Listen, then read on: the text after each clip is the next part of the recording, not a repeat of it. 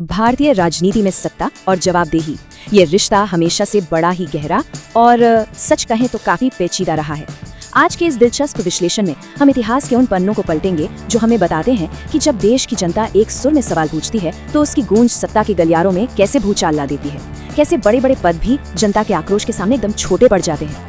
आजादी के बाद के 75 साल, जी हाँ 75 से ज्यादा सालों का हमारा ये लंबा इतिहास कई सरकारों के बनने और गिरने का गवाह रहा है। इस लंबे अरसे में ना जाने कितनी सरकारें आईं और गईं, लेकिन इस पूरे इतिहास में ऐसे मौके बहुत ही कम, सच में बेहद कम आए हैं जब जनता के सीधे गुस्से और भारी दबाव के चलते किसी केंद्रीय मंत्री को अपनी कुर्सी छोड़नी पड़ी हो। हमारी इतनी विशाल राजनीति में ऐसा होना वाकई एक बहुत ही दुर्लभ घटना है।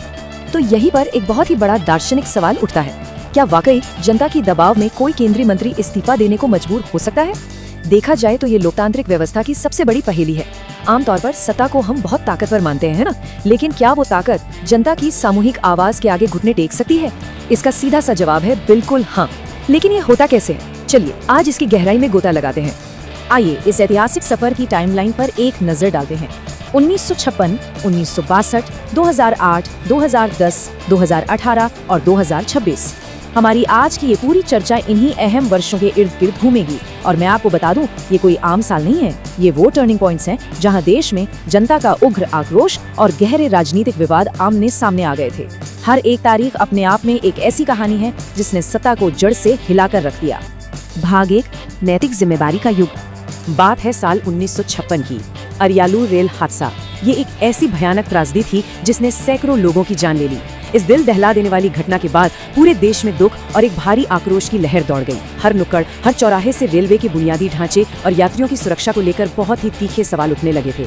जनता का गुस्सा इस कदर भड़क उठा था कि उसने सीधे तौर पर तत्कालीन सरकार को ही कटघरे में ला खड़ा किया। और इस भीषण हादसे पर उस समय के नेतृत्व का रिएक्शन कैसा था?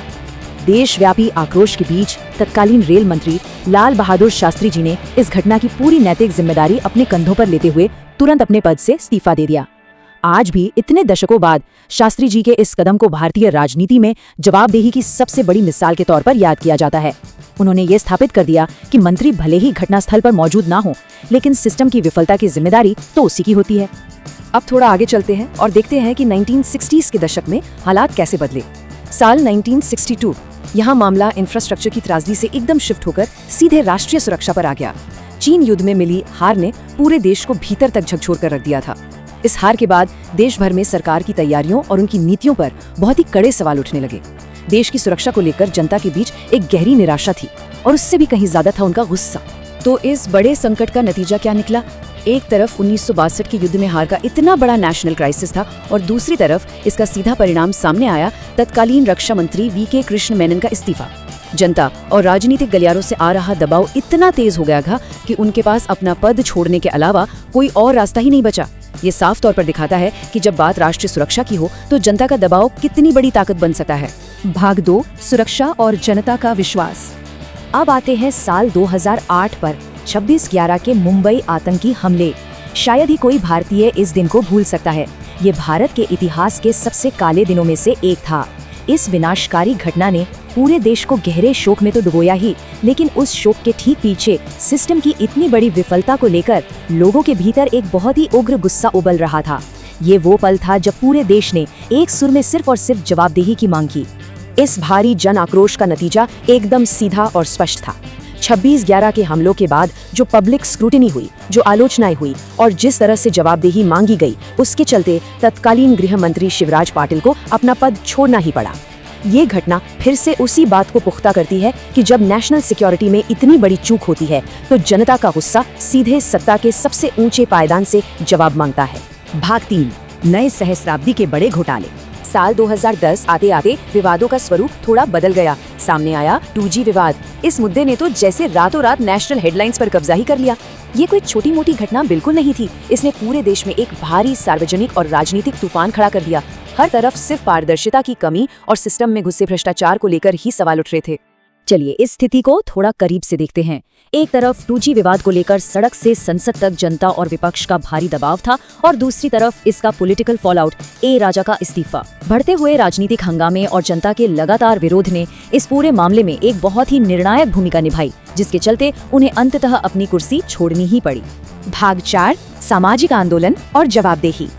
अब समय बदला और दबाव बनाने के तरीके भी। इसका एक बहुत ही प्रमुख उदाहरण हमें 2018 में देखने को मिला, जब #MeToo अभियान ने पूरे भारत में जोर पकड़ा।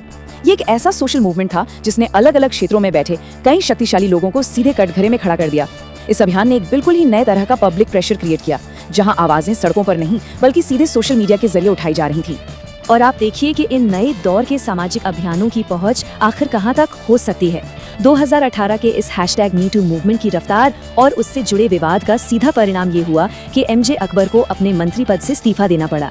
ये इस बात का बहुत बड़ा सबूत था कि अब जनता का दबाव सिर्फ पारंपरिक धरने प्रदर्शनों तक ही सीमित नहीं रह गया है।